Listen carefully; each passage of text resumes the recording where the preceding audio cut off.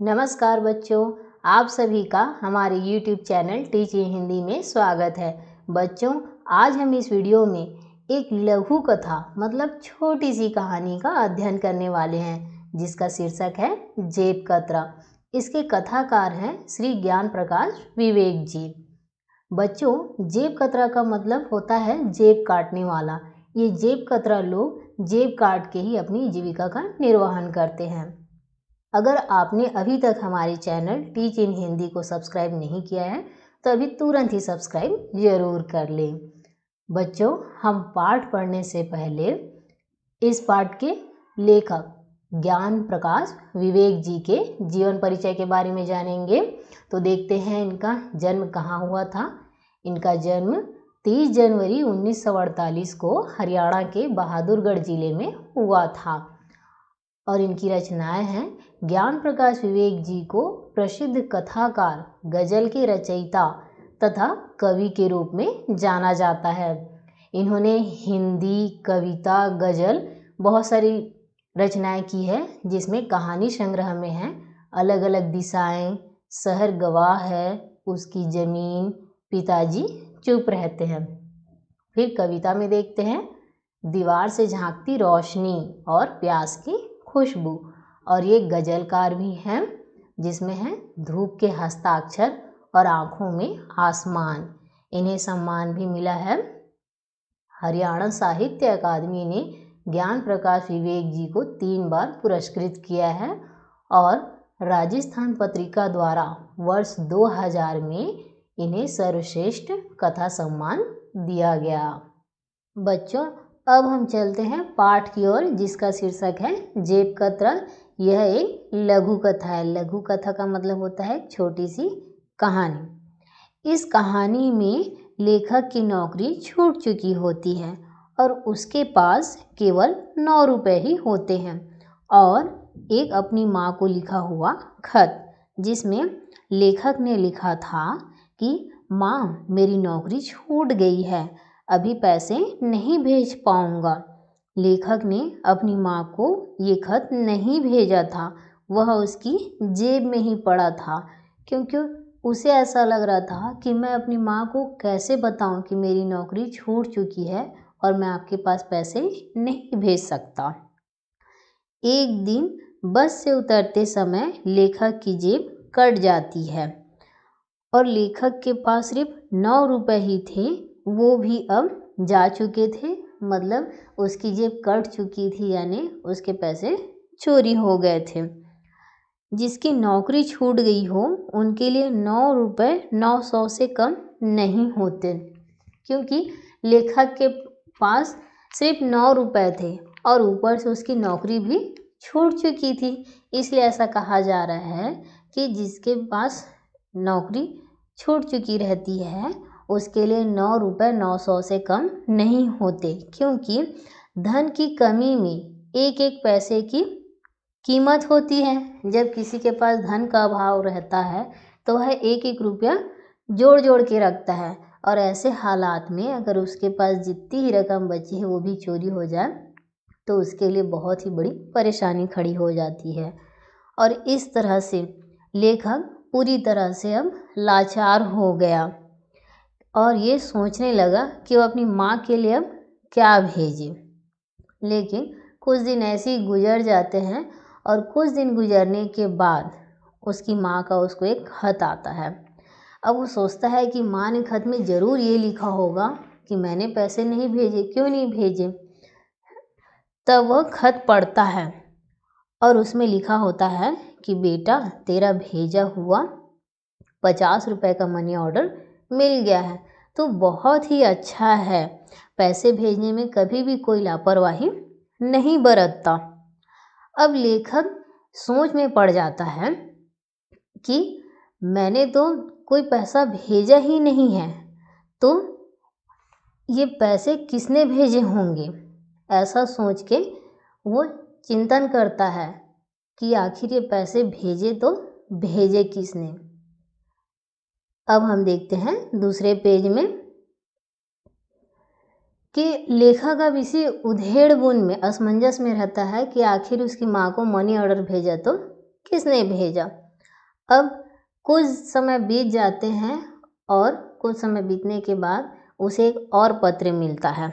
उसमें कुछ लाइनें लिखी रहती है, लेकिन वो बहुत ही आड़ी तिरछी रहती है, जिसे लेखक बहुत ही मुश्किल से पढ़ पाता है। और उसमें ये लिखा रहता है कि भाई, 9 रुपये तुम्हारे और 41 रुपये अपनी ओर से मिलाकर मैंने तुम्हारी माँ को मनी ऑर्डर भेज दिया है। फिक्र मत करना, माँ तो सबकी एक जैसी होती है, वह क्यों भूखी रहे। तुम्हारा जेब कतरा। तो ये खत पढ़ के लेखक जान जाता है कि ये खत उस जेब कतरा ने ही भेजा है जिसने मेरी जेब काटी थी।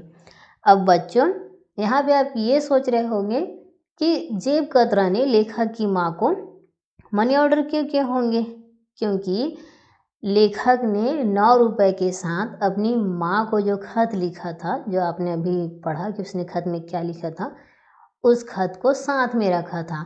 तो जब जेब कतरे ने उसके पॉकेट काटी तो वो खत और पैसे दोनों ले लिया। अब जेब कतरा को शायद थोड़ी बहुत पढ़ने लिखना आता था, इसलिए उसने उस खत को भी पढ़ लिया था कि लेखक की नौकरी छूट चुकी है, अब वो अपनी माँ को पैसे नहीं भेज सकता। तो इसीलिए लेखक के खत को पढ़कर जेब कतरे ने उसकी माँ को पैसे भेज दिए। अब यहाँ पे हमें ये पता चलता है कि जो जेब कतरा था उसमें आत्मीय भावना है, वह भी माँ के प्रेम को समझता है और शायद उसकी भी कोई माँ रही होगी, लेकिन वो अपनी मजबूरी वश और बेरोजगारी के कारण जेब कतरा बन गया। वो नहीं चाहता था जेब कतरा बनना, लेकिन फिर भी उसकी जो परिस्थिति है, उसकी बेरोजगारी है, वो उसे जेब कतरा बना देती है। लेकिन उसमें जो मानवता थी वो नहीं जाती है, इसलिए वो बेरोजगारी के कारण उसकी जो हालत हुई थी, उस पीड़ा को जेब कतरा समझ सकता था। इस कारण जेब कतरे ने जब लेखक के खत को पढ़ा कि उसकी नौकरी छूट चुकी है और वो अपनी माँ को पैसे नहीं भेज सकता, इसलिए वो उसकी पीड़ा को अच्छे से समझ गया था और साथ में माँ के प्रेम को भी समझता था। इसलिए उसने लेखक के जो 9 रुपये थे उसके जेब से उसने काटे थे वो, और उसने जो भी जहाँ तहाँ जेब काट के जो पैसे जमा किए थे 41 रुपये और 9 रुपये मिला के 50 रुपये का मनी ऑर्डर उसकी माँ को भेज दिया था। बच्चों, ये जो कहानी है वो मानवीय संवेदनाओं से युक्त है और इस कहानी के माध्यम से लेखक ने समाज में होने वाली बढ़ती बेरोजगारी के कारण मनुष्य किस प्रकार के गलत कार्यों को अपनाकर अपना चारित्रिक पतन कर बैठता है ये बताया है। जैसे आपने अभी देखा कि जेब कतरा वो थोड़े बहुत पढ़ने लिखने भी जानता है, लेकिन बेरोजगारी, मजबूरी, इन सारी चीज़ों के कारण वो एक जेब कतरा बन गया और इस तरह से अपने घर का जीवन निर्वाह करता था। और लेकिन उसमें हमने ये देखा कि कम से कम उसमें मानवीय संवेदना है, वो समझता तो है किसी की भावनाओं को, लेकिन फिर भी अपने गलत कार्यों के कारण वो जेब कतरा ही कहलाएगा। झूठ, बेईमानी, चोरी, लालसा और ईर्ष्या मतलब जलन, अनेक ऐसे कारण हैं जो हमारे चरित्र का ह्रास करते हैं, हमें समाज में सबके सामने बुरा बनाते हैं और हमें अंधकार की दुनिया में ले जाते हैं। इसीलिए हमें गलत कार्य नहीं करने चाहिए जिससे हमारा जीवन हमेशा के लिए अंधकारमय हो जाए और हम समाज में सबके सामने लज्जित होते रहें। हमारे देश में बेरोजगारी के बहुत से कारण हैं। सबसे पहला है अशिक्षा। इस शिक्षा की कमी के कारण रोजगार नहीं मिल पाती और उसके कारण से जागरूकता में कमी, फिर रोजगार के अवसर का लाभ न मिल पाना, बढ़ती महत्वाकांक्षा और बढ़ती जनसंख्या। तो ये ऐसे अनेक कारण हैं जिसके कारण हमारे देश में बेरोजगारी अभी भी बढ़ते जा रही है और इसी बेरोजगारी की वजह से जो लोग हैं जो गलत कार्य नहीं करना चाहते फिर भी ऐसे गलत कार्यों में फंस जाते हैं। अब आइए बच्चों, हम देखते हैं इस पाठ से संबंधित कुछ अभ्यास प्रश्न, जिसमें सबसे पहला है, लेखक की माँ को जेब कतरे ने पैसे क्यों भेजे। तो इसमें आप लिखेंगे कि लेखक की माँ को जेब कतरे ने पैसे इसलिए भेजे क्योंकि उसने वह खत पढ़ लिया था जो लेखक ने लिखा था कि लेखक की नौकरी छूट गई है, अब वो वह अपनी माँ को पैसे नहीं दे सकता, इसीलिए लेखक की माँ को जेब कतरे ने पैसे भेजे।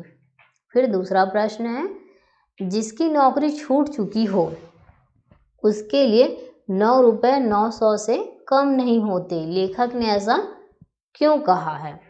तो इसका उत्तर लिखेंगे कि जिसकी नौकरी छूट गई हो उनके लिए 9 रुपये 900 से कम नहीं होते, क्योंकि धन की कमी, अर्थ की कमी में एक एक पैसे की कीमत होती है, क्योंकि उस समय इंसान के पास कुछ नहीं रहता, जितना बचा खुचा रहता है वो अपना जीवन उसी में ही चलाना चाहता है।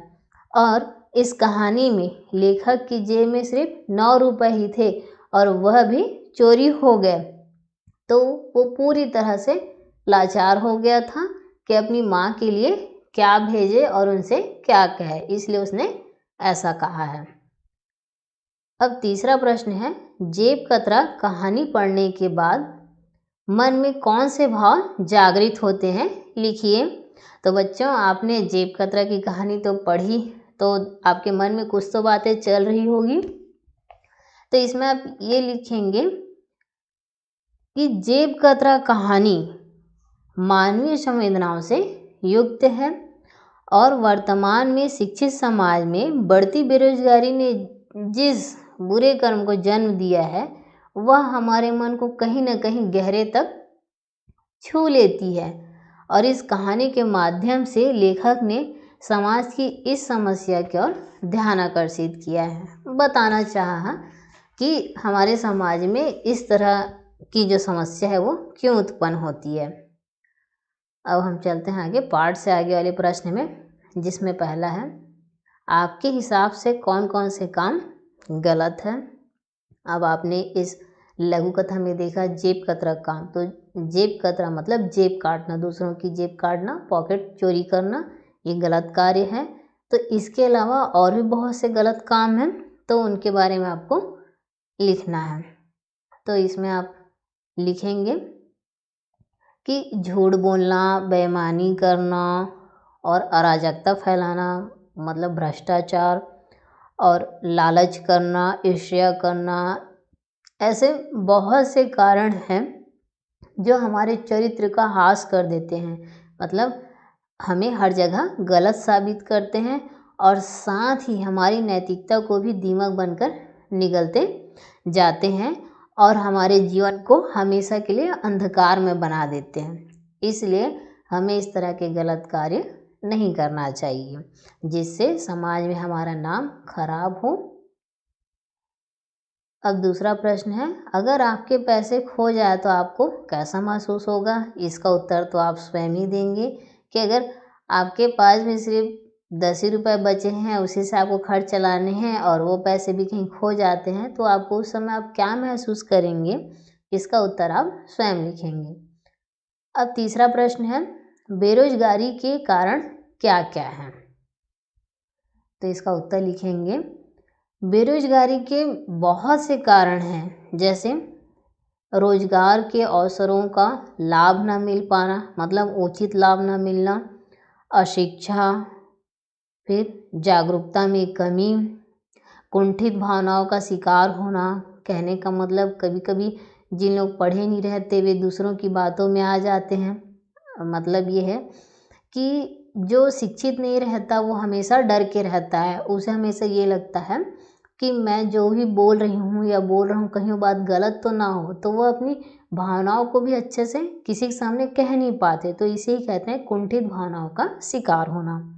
फिर है कौशलों का विकसित ना होना, कि हमारे अंदर जो कला है, प्रतिभा है, उसका विकास ही नहीं हो पाता, और किसी किसी के अंदर प्रतिभा रहती भी है लेकिन वो अपनी भावनाओं को, अपनी कलाओं को किसी के सामने उजागर नहीं कर पाते हैं, सिर्फ डर के कारण, अशिक्षा के कारण। फिर बढ़ती महत्वाकांक्षा और फिर बेरोजगारी दूर करने के शासकीय प्रयासों का सफल ना हो पाना, ये ऐसे बहुत से कारण हैं जो हमें बेरोजगारी के संकेत देते हैं। फिर चौथा प्रश्न है, लेखक ने अपने साथ घटी एक घटना को कहानी के रूप में प्रस्तुत किया है। आप भी अपने साथ घटी किसी घटना को इसी प्रकार प्रस्तुत करें। तो बच्चों, ये प्रश्न का उत्तर भी आप लोग को ही लिखना है, क्योंकि यहाँ पे लेखक के साथ जो घटना घटी थी उसे एक छोटी सी लघु कथा के रूप में उन्होंने यहाँ पे प्रस्तुत किया है। तो आपको भी कह रहा है कि आपके साथ भी कोई ना कोई एक आध छोटी घटना तो घटी होगी, तो उस घटना को आप इस तरह से एक लघु कथा के रूप में प्रस्तुत करें। बच्चों, तो ये थी एक छोटी सी लघु कथा जेब कतरा की कहानी, जो एक मानवीय संवेदनाओं से युक्त छोटी सी कहानी है। मुझे लगता है आपको अच्छे से समझ में आ गया होगा और इस पाठ को समझ के आप इन प्रश्नों के उत्तर आसानी से लिख भी सकते हैं। बच्चों, अगर आप कक्षा 10वीं हिंदी विषय के अन्य पाठ का अध्ययन करना चाहते हैं तो डिस्क्रिप्शन बॉक्स में दिए गए लिंक पर क्लिक करके सभी पाठ के सारांश और परीक्षा उपयोगी महत्वपूर्ण प्रश्न उत्तर की तैयारी कर सकते हैं। अगर आपको यह पाठ अच्छे से समझ आ गया हो तो इस वीडियो को लाइक व अपने क्लासमेट को शेयर जरूर करें और साथ ही हमारे चैनल टीच इन हिंदी को सब्सक्राइब करना ना भूलें। धन्यवाद।